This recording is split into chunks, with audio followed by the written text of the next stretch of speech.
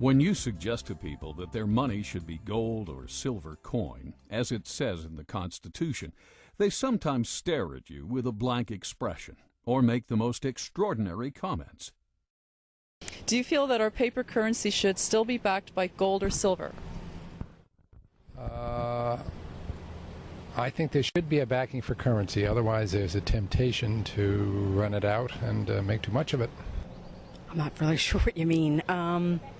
Like change the color of our money or something, or? I buy silver. Gold. I don't know a lot about the subject, but I would say just because of counterfeit. I think it should, but unfortunately it isn't. Okay, why do you think it should? I don't think the current system is stable.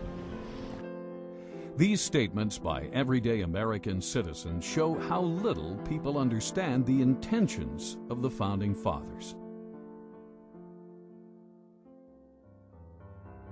As the Constitution itself says, it is the supreme law of the land.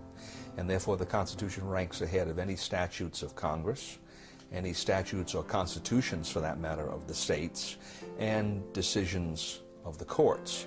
And any law or decision of the courts that is inconsistent with it is to that extent void. It's not a law at all. So, what's going on here? Why does the Constitution clearly state that our money shall be coin, yet we are using government-issued, supposedly official, paper dollar bills? And we can't even redeem these for silver any longer.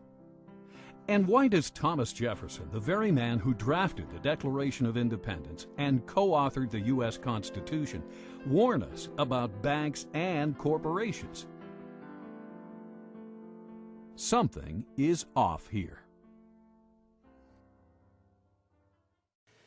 The Federal Reserve System, to most people, seems like it is an agency of the federal government. That's what I thought it was when I first started to research this topic. But it turns out that it's nothing of the kind. The Federal Reserve is a hybrid organization. It's a partnership between the federal government and the private banks. When you look at it deeper than that, its essence is neither as a government agency or a private company. In reality, it is a cartel. In other words, it's no different in essence than a banana cartel or a sugar cartel or an oil cartel. It's a grouping of the large private corporations in the field, banking, who have come together to create agreement between themselves to limit competition, to preserve their profits, and to make sure that no newcomers come in and take away their position. That's what cartels are always designed to do. And it's a shocking thing to realize that something as prestigious as the Federal Reserve System, at its core, is nothing more or less than a banking cartel with exactly those same objectives. The motivation for Congress to go into partnership with the elite bankers who formed the Federal Reserve is clear. Endless amounts of money could effectively be printed up and lent to Congress. Thus, individual congressmen would no longer be forced to depend on raising taxes to generate additional revenue, an unpopular action that can cost them re-election. Ironically, if there were no Federal Reserve, there may have been no need for an income tax. The country did fine without it for 137 years. The income tax amendment was introduced the same year the Federal Reserve System was formed, 1913. Coincidence? Prior to the formation of the Federal Reserve System, the country never did better. In fact, that was the problem, at least for the major banks. Capital formation, also known as savings, was happening all over America. Other than panics, many of which were caused by unethical lending practices, America was doing great. So much so, the big New York banks were losing business. But why isn't the mainstream media telling us this story? What would motivate them to refrain from a critical interpretation of banking history and the Federal Reserve System, especially today, when they broadcast critical, even intimate reports on every other aspect of life? I consider the Federal Reserve Act and the creation of the Federal Reserve as being unconstitutional. It gave the government then the power to create legal tender out of thin air, that is, to create paper money. And although they didn't do that overnight, between 1913 and 1971, that is exactly what happened.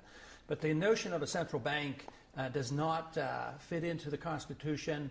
The Congress has the authority to coin money, and only gold and silver should be legal tender. And this is an absolute contradiction of the Constitution to have a Federal Reserve System and a central bank. Not a lot of American people understand it, and I would add that probably not too many people here in the Congress understand it either. I think they see it as a convenience, and I think a lot of other people see it as a convenience because they think they're protected by the type of system that we have. But a fiat monetary system or a paper money system is merely a system where the government has this power and authority to dictate and insist that a piece of paper is legal tender. And even members of the banking committee have come up to me and they said, "You mean our dollar isn't backed by gold anymore?" Not realizing that the Federal Reserve really accommodates big government bureaucrats and politicians. There's another major problem with the system in that the system is a cartel structure, which means that they've taken all the banks in the country and put them into one economic unit that's essentially regulated from the top by the Board of Governors of the Federal Reserve System. Comes 1932-33, you had the crash. The Roosevelt administration came in, and one of the first important pieces of legislation that was passed was the National Industrial Recovery Act of 1933.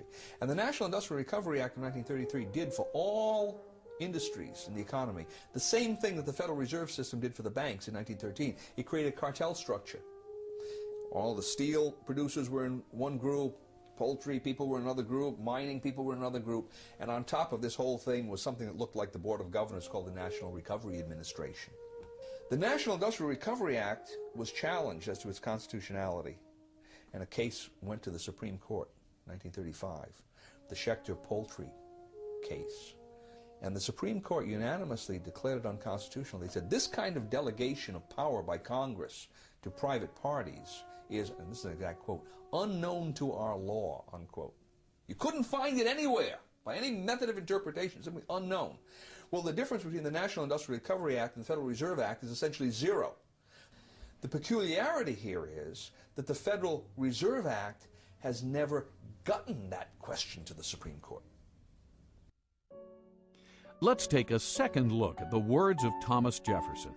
A deeper look at exactly who owns and operates the private banks known as the Federal Reserve System, and what their mission statement might be. The banks and corporations that will grow up around them will deprive the people of all their prosperity. Interesting that Jefferson not only mentions the banks that will grow up, but the corporations as well. Bear in mind that each one of the Federal Reserve Banks is basically a private corporation. Neither you and I, the people, nor the federal government, for that matter, own these corporations, these so-called banks. They are owned by other corporations, known as member banks. The Fed was formed not in Washington, D.C., not in the halls of Congress or some meeting room, but it was formed on a private island off the coast of Georgia called Jekyll Island. This island in those days was a club. They called the Jekyll Island Club. And its members were a relatively small group of billionaires from New York, people like J.P. Morgan and William Rockefeller and their business associates. When they went to the island, they all traveled aboard the private railroad car of Senator Nelson Aldrich. This was November of 1910, and he and 6 other men were told they mustn't be seen together, they couldn't dine together on that evening, and they must avoid newspaper reporters at all costs. One of them carried a shotgun. Just in case he had been confronted by a reporter, he was prepared to tell them that he was going on a duck hunting trip. When they got on board this railroad car, they were told not to address each other by last names, first names only. And 2 of them even went further, and they adopted code names. They were concerned that the identities of all of these 7 men might be known to the servants on board the car, and that the servants might talk about it. In that fashion, the word would get out. Even when they got to the island and went to the clubhouse, they had replaced all of the normal servants with new servants who didn't know any of these people. And they created the Federal Reserve under those kinds of conditions of great secrecy. I can assure you that very few wars of history have ever been plotted under conditions of greater secrecy than that. According to accidental releases of Fed stockholder information, as of 11:05 a.m., Tuesday, July 26, 1983, 5 member banks own 53% of the stock in the Federal Reserve Bank of New York, the most major of the 12 Federal Reserve banks around the country. This is a controlling interest in the controlling bank. The major stockholders of this major bank, however, are confidential. No one, not even the government or the President of the United States, knows who they are, nor can they find out. We all began to lose track of this ownership on Tuesday, the 26th of July, 1983. Only a small group of elite insiders knows who these owners or controlling agents are in present time. Does this sound like a Thomas Jefferson operation? Does this so-called Federal Reserve System sound like something Ben Franklin, the man who invented the pot-bellied stove and co-authored the Constitution, would set up? Or does this system sound more like something George Orwell would write about in his nightmare book, 1984? Again, G. Edward Griffin. In those days, there was a great deal of concern among the American people about the concentration of financial power in the hands of a few very wealthy and powerful financial interests in Wall Street. They called this the money trust. And the cry in those days was to break the grip of the money trust. And one of the primary purposes of the Federal Reserve Act, as it was promoted to the American people, was just that, to break the grip of the money trust. They were going to write a law that was going to take the power away from these people and put it in the hands of their trustworthy politicians, you see. Put it in the hands of the people through the electoral process. That was the propaganda behind the Federal Reserve System. So what's the purpose of the secrecy? It's because when you look at the list of these people who went, they were the money trust. They were the representatives of the banks, of J.P. Morgan, the Rockefellers. They represented Kuhn Loeb and Company, Warburgs in Germany and the Netherlands, and the Rothschilds in England. This was the money trust, not only of the United States, but of the world. Had that fact been known, who these people were that were drafting the Federal Reserve System, the trick would have been exposed, and the public never would have adopted the Federal Reserve Act as, in fact, they did. When you think about the significance of the Federal Reserve Act being passed under those conditions, the American people didn't know, but it was banking interests that were behind it. Powerful banking interests, because they wanted their assets protected. They wanted the Federal Reserve to be the lender of last resort. So if they had been loaning out and risking the money, these loans go bad, instead of having the market take care of this, they wanted bailed out. And this is why it was a tremendous popular thing to do for the banks and, of course, the big business people who were borrowing the money. So it was very, very special interest directed, and it was designed for the elite. And even today, a lot of people don't quite understand that. So it's an educational job as well outside of Washington, but hopefully someday people here in Washington, especially the members of the Banking Committee, will gain some interest in this subject, because ultimately we will have to address it. Where does Congress get most of its funding? I would like to say from us, but I'm sure they have foreign investors that they also get their money from. Okay. Taxes. People? Government?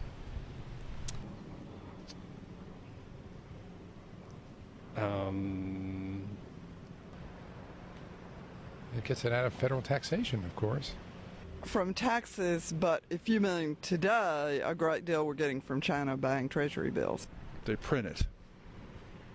And can you elaborate on that? They have no funding. They have no money. It's all puff and mirrors. They have no money. It's all an illusion. There's not much in back of it. As we can see, the average American citizen has conflicting ideas as to where Congress gets its funding. In actuality, Congress gets most of it by borrowing it from the Federal Reserve. The Federal Reserve gets the so-called money by effectively printing it up. The whole process is known as the Mandrake mechanism. Thus, today's paper currency, far from the gold and silver coinage stipulated by the founders, is essentially created out of thin air. Most people are alarmed when they hear about the fact that the Fed can create money out of nothing and charge interest on it, so-called interest. It starts with Congress. Remember, a moment ago I said that the Federal Reserve System was a partnership between a cartel and the federal government. Mr. Chairman, we've got to go vote, and we want to thank you for being here with us for today. And, well, if there's a partnership, there's a reason for the partners, both of them, to be in it, or they wouldn't be. So why is the banking fraternity in this partnership, and why are the politicians in it? Congress needs more money. They always need more money. They like to spend money. That gets them elected. They don't like to raise taxes because that gets them unelected. The answer, of course, is that they borrow it. If you're not going to tax it from somebody, you can borrow it from somebody else. And that's why we have government bonds and treasury notes and bills and so forth. And we have what's called the national debt, because they've borrowed money to pay for current expenses that they don't want to pay for through taxes, because that would be unpopular. So 30 days after they borrowed $1 billion, or 60 days, whatever the term of the loan is, they have to pay that money back. Well, lo and behold, it turns out that the congressmen and the senators are still not taking in as much money in taxes as they are spending in benefits, so they don't have the money to repay the loan. So what do? Easy. Borrow some more. Borrow enough to pay back the original loan, plus a little bit more to keep them in office. So this process goes on and on and on, and that's why we have the national debt growing and growing and growing. The Federal Reserve enters the picture at this stage because, you see, they can never borrow enough from the private sector. There's never enough existing money out there for the politicians to borrow. So what do? They go to the Federal Reserve System, and by agreement, remember this is their partner now, the Federal Reserve System agrees literally to create the money that they're going to lend to the government. It's not really a lending at all, as you can see, but they use the old traditional words of lending it to the government, when in fact all they're doing is just printing it for the government. They're creating it for the government, and then they call it a loan. Of course, they don't print it all because most of it's checkbook money, but nevertheless, the process is the same as if they had just turned on the printing presses and printed all this money and gave it to the federal government. So now, once the Federal Reserve System creates this money out of nothing, literally, it's fresh money into the society, into the economy, and that's how the money supply keeps growing and growing and growing. What about the banking partner? What's in it for them? I come in and I give the bank, say, 100 ounces of gold, and the bank offers me some interest payment on that. They're going to pay me 3% interest. And they're going to take that 100 ounces of gold and they're going to lend it out at 5%. That's how they make their money, the 2% spread. Okay? Now that's fine so far, because I know that gold is in there, it's being loaned out, and someday I'm getting 2% interest, and someday I can ask for that principal back. It might be 6 months, it might be a year, whatever it is. Where the trick comes into this is the bank says, not only are we going to lend that money out, but we're going to allow you, Mr. Depositor, to draw on that money right now. All right? Which means that they can't possibly be saying that I can draw 100% of that deposit when they've also loaned out 100% of that deposit. Now, maybe they don't loan out 100%, maybe they don't loan out 90% or 80%, but whatever it is. And that's the fractional reserve concept. They don't have enough reserves to pay out all of these obligations that they've made, especially with respect to paper currency, because usually that's the way it worked. Now, why do they do this? Well, they do this because they make money. Right? If I can loan out essentially more than I have in my reserves, by that difference I'm increasing interest payments. So the bankers are beneficiaries of this, and obviously the first lender, the person that receives that money, is a beneficiary because he's getting money they wouldn't have gotten otherwise, even though he has to pay interest on it. But then what happens down the line? This is the fascinating part about it. The market has set prices and wages on the basis of what it believes is the total amount of money that's in circulation. Along come the banks and they start generating new money that the market doesn't know about. It finds out about it because the money goes into circulation. So I'm the first user of this money. I've just received the loan from the bank. I'm going to go out and buy cement with it. And when I buy cement with it, cement is at the original market price. Now, as that money starts percolating into society, the market realizes there's more money than there was before. More money chasing the same amount of goods means the prices of goods go up, right?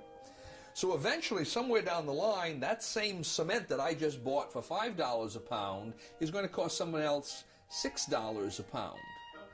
Now, if he buys that cement at $6 a pound before his income has increased commensurately, what's happening to his real wealth? He's losing real wealth, right? His costs have gone up, his income stays the same, his real wealth is decreased. Whose real wealth has increased in this transaction? Mine and the bank's, because we got the full value of the money right at the beginning. So this system transfers wealth. Somehow, you can't exactly follow it, but the principle is there. It transfers wealth from society to the creators of money. For every $1 billion that's put into the banks, I, as a commercial banker, can create an additional $9 billion and push them out into the economy as loans.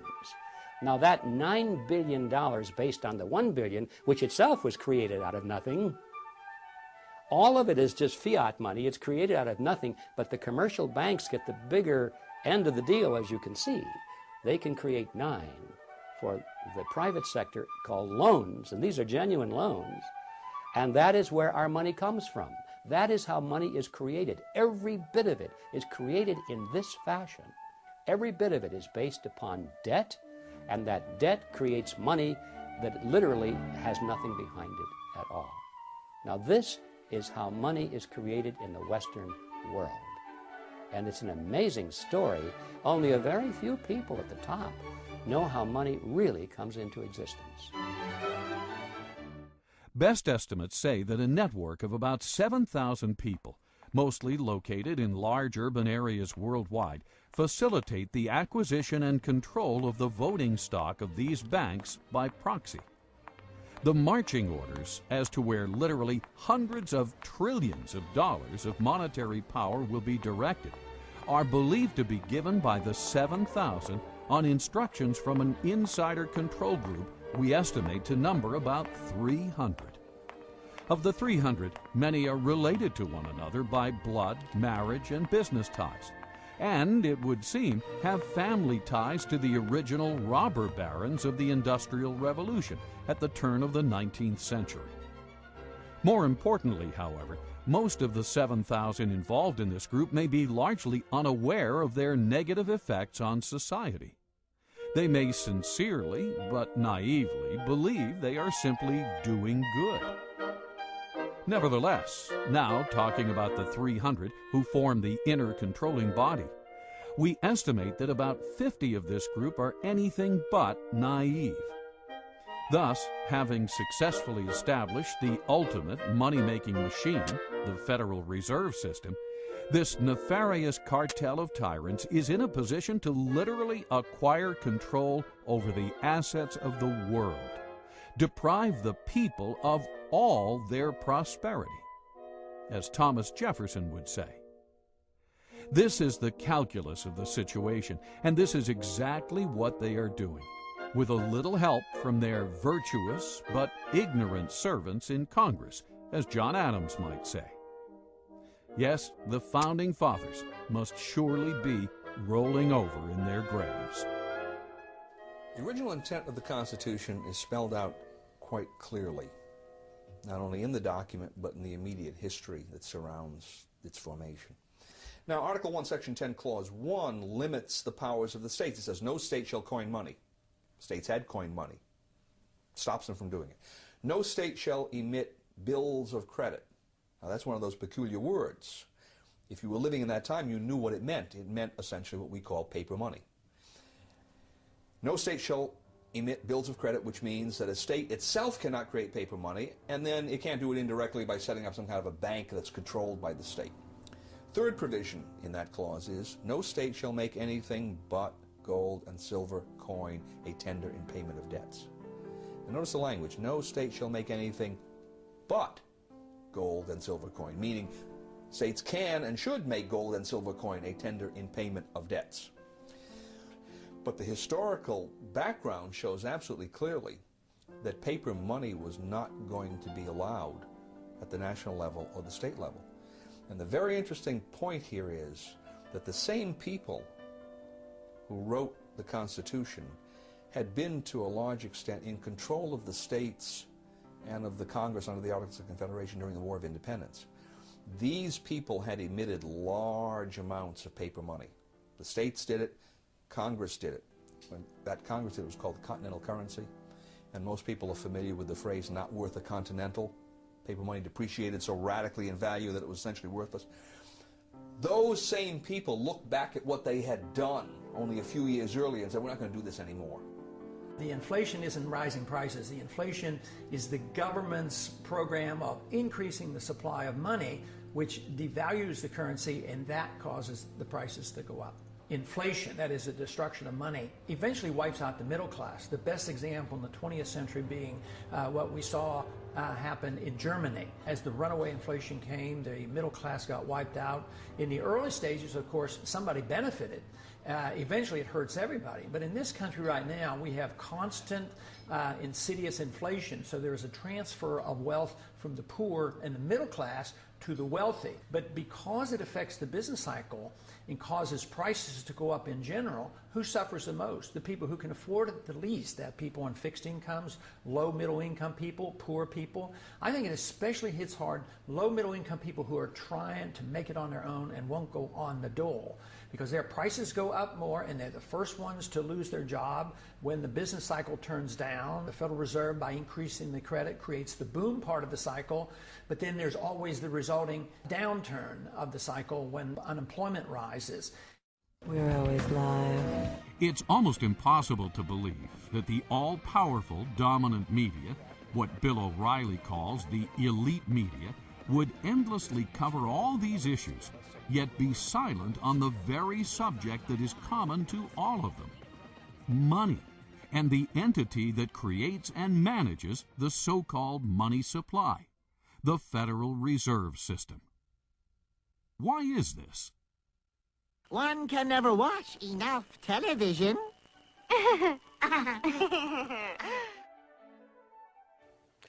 There has been a tremendous concentration of the mass media over the last 50 years, from over 100 companies to 6 companies. Back in the 1934 Communications Act, each media company was only allowed to own a handful of stations, and they weren't allowed to have cross-ownership. They couldn't own all the media in your town. Now they can own more and more because congressmen who've gotten elected as a result of the mass media have given them more and more.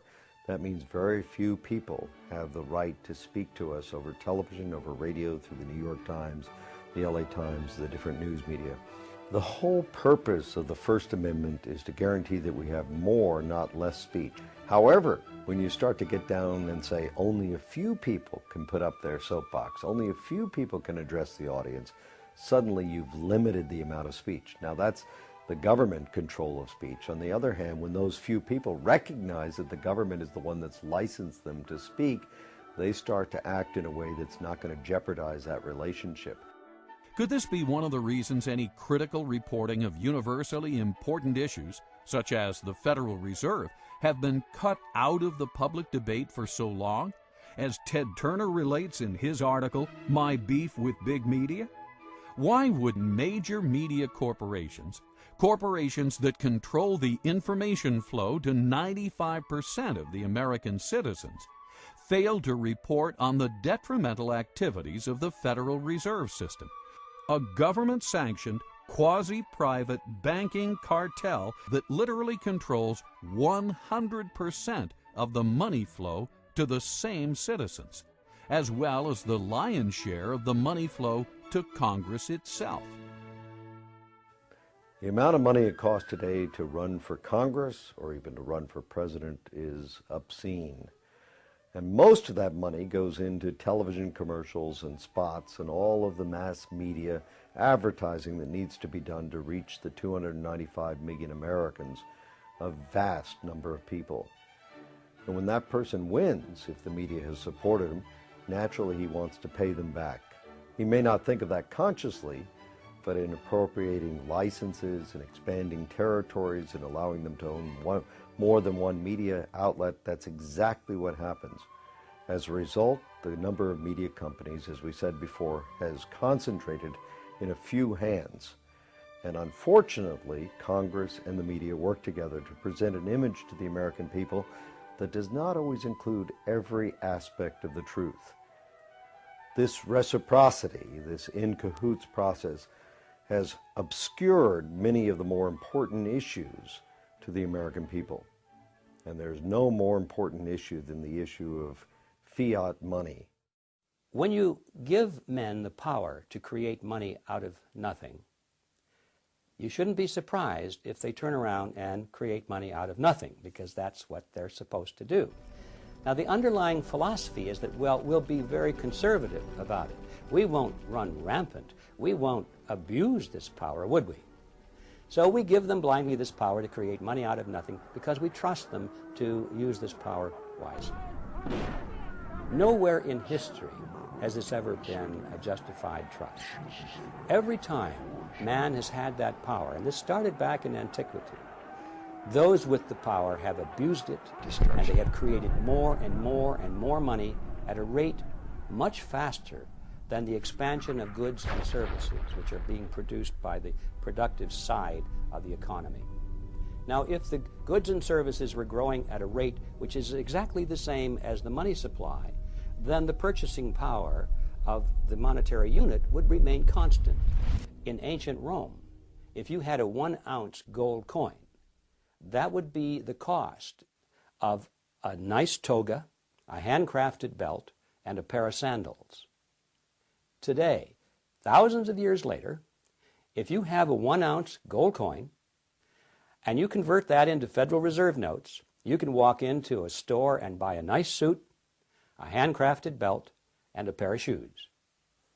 The real price of those items, and all items for that matter, throughout history, does not change when measured in terms of something of intrinsic value, such as gold or silver, because those things take human effort to produce as well as the belt, the toga, and the sandals. Both of them take human effort to produce, and that's why they maintain value with each other. But once you break that away, and you give men the power to expand the money supply without that discipline, they're going to expand the money supply faster than the increase in goods and services. And then you're going to have this difference in purchasing power. We call it inflation.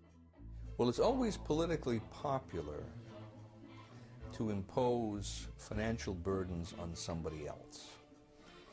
It tends to be politically difficult to impose financial burdens on someone who's living alongside of you, because they tend to have votes and they tend to have representatives who will take their position. It's fairly easy to impose a financial burden on the future because the future generation tends not to have any votes or representation at all in the present. As soon as you start talking about monetization of debt, where the banks come in and now buy governmental debt with new money that the banks have created through this special privilege they have of creating money in the Federal Reserve System, the redistribution of wealth that takes place through that process, most people don't understand. It happens through depreciation of currency, and the depreciation of currency usually leads to increases in prices, which the average person calls inflation. Inflation is really the increase in the money supply. The prices increase as a consequence of that.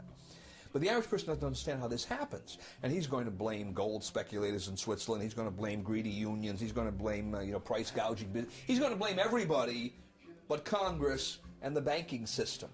So it's easy politically through monetization of debt to expand borrowing beyond prudent levels. Now why is that tyrannous. Well, at a certain level, it's tyrannous. The definition of tyranny is the exercise of a power that no one should be allowed to exercise. Okay? And it's tyrannous because no one should be allowed to exercise a power that puts burdens on people that are not allowed an opportunity to be heard, an opportunity to vote, an opportunity to have some kind of a say. Right? Granted, to some extent, you're going to have to do that in the nature of government as long as you have borrowing, but beyond a certain point, it becomes tyrannous. And it's beyond that point that the present system allows our political structure to move too easily. How much, take for instance, how much is the purchasing power of Federal Reserve notes lost since World War II? About 90%. You think that hasn't had some consequence in terms of redistribution of wealth, in terms of the way the economy has developed? Of course it has. The average person doesn't see it. He can't follow the lines of cause and effect, but it's there, and his life is quite a bit different from what it would have been if that hadn't occurred. Purchasing power, monetization of debt, inflation. What do we mean by all these terms? Terms we may have heard many times, but still fail to connect the dots. Are you confused? If so, you're not alone. Inflation, I think, is a bad word because really we think of inflation as rising prices. But in reality, what's happening, prices are not going up. It's that the value of the dollar or the monetary unit is going down. That's what's really happening if we understand the process. And it's a tax, therefore. Our lost purchasing power, what we have to pay more for a bag of groceries today than we did 5 years ago, comes out of our pocket, comes out of our earning capacity. That is value which we should have, but it's been taken from us through a process that we call inflation, but in reality it's a hidden tax. Inflation is the result of being able to create money out of nothing, and that is the power we have given to the Federal Reserve System. Therefore, we can say that the Federal Reserve System is the agency of a hidden tax called inflation. Since the early 1900s, almost no one talks about the country's banking system anymore. What happened? There was a shooting, then there was nothing. Yet our money, like water, is one of the most important commodities we have. More than that, the quality of our money affects the productivity of every man, woman, and company in America. As time goes on, people figure out better ways of doing things, better ways of making products, cheaper and faster. For instance, one farmer can now grow food for thousands of people, whereas he used to be able to feed only his family. Thus, everything should be getting cheaper, because the supply of everything has been growing faster than the demand.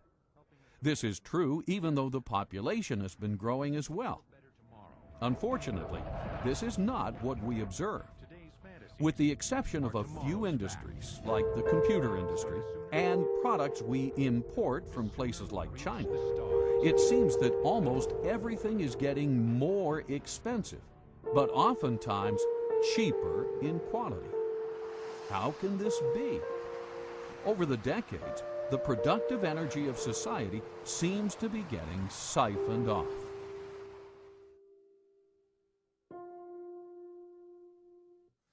Well, it's hard to predict, but I certainly think it's possible because I think the financial bubble worldwide is something that we have never experienced before. We've had tastes of that. But Alan Greenspan, in one way, is a genius, and in another way, he is an unbelievable threat to us.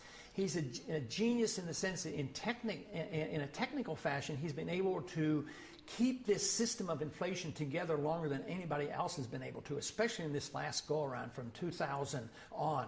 With the collapse of the NASDAQ bubble, we really didn't have much of a recession because he immediately started inflating massively, taking interest rates down to 1%. And now, of course, he's a little bit frightened about the bubble, and he's curtailing credit to some degree. But the dollar has become the gold of the world. The world central banks have accepted the dollar as if it were gold.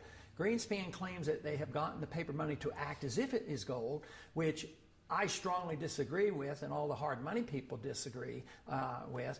But I believe he's been capable of creating this huge financial bubble, and the world has not yet seen what may come of this. So I suspect that depending on when it comes and what we do, it could very well end up into a much worse situation than the Great Depression. But if the country decided, well, something has to be done, and we went to a gold standard and limited the creation of credit, curtailed the power of the Fed, I think it would iron out all our difficulties. When Argentina periodically would just quit inflating and maybe tie their currency to even the dollar, price inflation went like from hundreds of percent per year down to 2% or 3%. So it's rather rapid. So you would see an immediate benefit. You would iron out the severe swings in the business cycle. The price problems would be diminished. But the one thing we'd have to give up, which to me would be a benefit, government would have to curtail spending, because they can't tax the people enough to pay for all those bills. So we would have to curtail our spending. So that would be, to me, a tremendous boost to the American people and to the economy. At the same time, we gave sound money. I mean, this would be fantastic. Within months, there would be some people who would suffer from the adjustment period, but it might be the people who have benefited so much over these years. But the average person, the poor person, the jobs would become available. So it would not take a long, long time. What would take a long time is if we refuse to consider it and the problems get worse and we have a severe recession or depression and huge inflation and we do all the wrong things. That is what we should work so hard against. We must get rid of the fiat money system. How do you do that? Well, the first step, of course, the big step, the biggest imaginable step, is for people to realize that they even have one. I mean, how many people walking up and down the streets that go into the polls each year and elect their leaders, how many people know that we have a fiat money system? How are we going to change that unless we have an understanding, an educational foundation at the electoral level? So this is where we have to start. Because so many people in the U.S. are now semi-illiterate, thanks to the government-sponsored public school system, it may be possible to stimulate a discussion on the Federal Reserve only through films and TV shows. In many ways, film has replaced the written word for the masses. What is the Federal Reserve System? It's where they generate the money and they keep the money, I think. Federal Reserve System is a banking structure owned by the banks and run by the government. No, I don't know much about this. Okay, thank you. It's a system of balancing the flow of currency throughout the United States so that as banks need to have liquidity, they have it, and as they need to tighten up money, they tighten it up. Similar to what you had said earlier about having the reserves for when we go in a crisis or something, and you need to have that actual backing, not just the dollar currency, because paper is paper, and if you don't have that gold or silver behind it, then it's just going to be paper. It was established in, if I guessed, I'm not sure, 1913 perhaps, to establish stability in the American financial system. I don't know the answer to that. What is the system? It's a banking system that's run by the government. It's almost like a fourth branch, but it's run by the government, and it's guaranteeing that banks will remain stable. And if they're not stable, they'll take it over. A way of backing up the money. I don't know. Yeah. And what is the Federal Reserve System?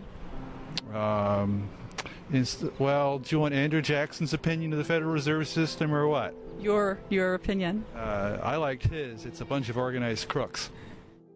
Wow. Now that citizen is informed. Too bad everyone is not as aware of how far we have strayed from our founding principles. Well, the major problem you have not only with the Federal Reserve System, but with any statutory structure that's unconstitutional, is it doesn't square with what's called the Supremacy Clause. The Constitution, which has the Constitution and laws passed in pursuance thereof, that is, constitutional laws are the supreme law of the land. So obviously if you have a statute that doesn't square with the Constitution, it's void. It is not a law, in fact. So the question then arises, well, how does that square with the oath of office of representatives, senators, judges? And the answer is it doesn't. That when they come face to face with a statute that is in contradiction of the Constitution, they are to treat the Constitution as the supreme law and treat that statute as void. So that's number one. Here we have a system, the Federal Reserve System, that has all of these constitutional problems, and everyone is essentially looking in the opposite direction. So that doesn't square with the oath of office. And one would think that the president, being the head of the executive department, in which we find the Treasury, Department of Treasury, right, which interacts quite closely with the Federal Reserve, might have something direct to say about that. And then, of course, the president has a specific constitutional duty to take care that the laws be faithfully executed, and the supreme law of the land is the Constitution. So you would expect, on top of all of this, that he would be saying, wait a minute, if the Constitution doesn't square with the Federal Reserve Act in one or more ways, then I should be giving directives to the Secretary of the Treasury to take certain kinds of action to deal with that. And, of course, we see exactly the opposite. We see the Federal Reserve people, usually the chairman of the Federal Reserve, comes to Congress, and he tells Congress directly, and usually tells the president, at least indirectly, here's how monetary policy is going to be implemented. So the Federal Reserve is the tail that's wagging the dog when we have all of these questions that it may not be legitimate at all in whole or in part.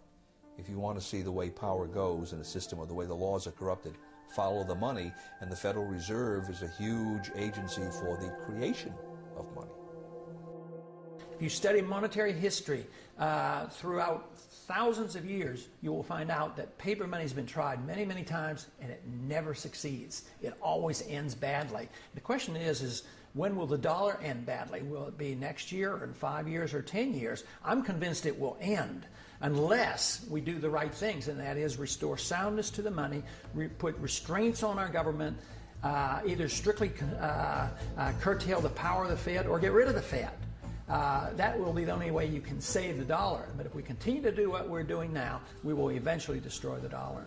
Throughout history, as governments grow, they limit the individual's rights. The same thing happened in the Roman Empire. We know this from history, but we also know it from Shakespeare's wonderful play, Julius Caesar. As we start moving toward a bigger and bigger government, it's going to mean that the individual no longer has the right to own his property, the right to do what he wants, the right to live freely, the right to worship as he wants, the right to speak as he wants. The government starts to tell us what to do. Most of the time they think they're telling us what to do in their best interest, but the trouble is that government, as Adam Smith pointed out, John Locke pointed out, as the great thinkers of all time have always pointed out, don't really know what's right to do. Government often makes the wrong choices because it doesn't understand the consequences of its actions. So even when it doesn't desire to be a nefarious force, to be a dark force, it often is. The problem that we have is the result of legislation. Congress has to make fundamental changes in the present system. I don't think that it's possible to impose from the top down even the constitutional system, because no one out there now is used to using gold and silver as their money. So what needs to be done is to create a competitive system of currencies. Leave the Federal Reserve System there. Slowly, over 6 months or a year, take away some of its legal privileges, its legal tender privilege, its privilege as the only medium to pay government taxes, so forth and so on. And over on this side, create a gold and silver system. And then you will have competition between the two, the paper money price structure and the gold and silver price structure. And it will be a competition. What happened is, in this competition, gold and silver would win out, because in competition, the free market usually wins out over governmental intervention and special privileges. And that's the reason we have governmental intervention and special privileges, to keep the free market from winning out. And that's why they go to government, to ask for legal privileges, all right? So that's the first problem. Now, the second problem is I don't see that happening through Congress, because there are just too many loggerheads in Congress to get the thing started. So my suggestion is that it begin in some state, a small state, a state that probably has a certain amount of its taxes that it can hypothecate to gold. And if the system worked and more people were asking, then the state could expand the areas of taxation and bring more people into it. And eventually you would if it worked, you would see the whole the state's monetary system, the government, state government, would be on a gold system. And then I would think as well you'd begin to see that spreading into the economy. Now, if that were to happen, then I think other states would look at this and say, well, that makes sense. Let's begin to move in that direction. You could look at it essentially as a monetary insurance policy. They don't have to go beyond 10%, but 10% gold holding is perfectly prudent. And if something were to happen in the economy, if there were to be a monetary crisis, banking crisis, then the state could rapidly expand the system because people would know how it operates. But the idea is to get the mechanism, as it were, on the table so that people can see how it works, why it works, what its benefits are. They don't have to be afraid of it. And arguments along the lines of there's not enough gold or silver in the world to do this will, that kind of thing will be shown to be fallacious. Concerned citizens should be asking themselves questions like, why do you feel like you're on a treadmill that's constantly running faster? Hey. Why does it now take a two-income family to make ends meet, thus preempting women from their traditional role of providing stay-at-home childcare? Why do we see a never-ending expansion of government, even though our elected officials endlessly promise to reduce it? Where does the government get the funds to wage perpetual war, yet fails to provide the basic protection citizens needed on September 11th? Why do rich people seem to be getting richer, while you and all your friends seem to be hardly making ends meet? Why does a first-class stamp now cost you nearly 40 cents when it used to cost only 5 cents? Should a 90% loss of purchasing power be tolerated? Where does it end? It's easy to see where we're headed. You don't have to be a rocket scientist. If you follow a graph, and you can see that there are points on this graph and they're going constantly in one direction, and they've been doing this for 50 years, you don't have to be a rocket scientist to see where it's headed. Where this graph is headed is for total destruction of our monetary system. Our money will be totally worthless, and it'll probably be reissued in the form of some international currency, which will be equally worthless. But the value to these people is that once it's on an international basis, there's nowhere else to go. Right now, if you don't like American dollars, you can buy Japanese yen. If you don't like that, you can buy Swiss francs. If you don't like that, you can move to whatever currency seems to be having a little better track record. Once there's an international monetary system in place, modeled completely and exactly after the Federal Reserve System, it's exactly the same, then there's no place else to go, folks. You've had it. So that's where it's headed, and if we don't turn this thing around, I think we're going to be living in kind of a modern serfdom. And we'll be serving masters, and they won't be living in the big castles that we can see at least, and say, well, that's where the master lives up there, and we're tilling his field. Our masters will be the bankers and the politicians, and they'll live in big houses, but they won't be castles. But we'll be serving masters nevertheless, and we'll be thinking they're wonderful people without realizing that they are our masters. If the United States went back to constitutional money, it would be an amazingly wonderful event, because it wouldn't be just going back to constitutional money. In order for that to happen, that means you'd have to assume a groundswell of awakening on the part of the electorate. And they would understand not only what's happening in the monetary system, but what's happening across the board in our political system. I think we would have a great resurgence of prosperity and tranquility. That means that the electorate would have to be questioning a lot of other things in our society as well. And I think we would see an improvement across the board, and I look forward to that day. Americans need to stay on top of one of their most influential institutions, the Federal Reserve System. They need to start asking questions, not only of their representatives, but of no less than the President of the United States, whose sworn duty is to uphold the law of the land, especially the supreme law of the land, the U.S. Constitution.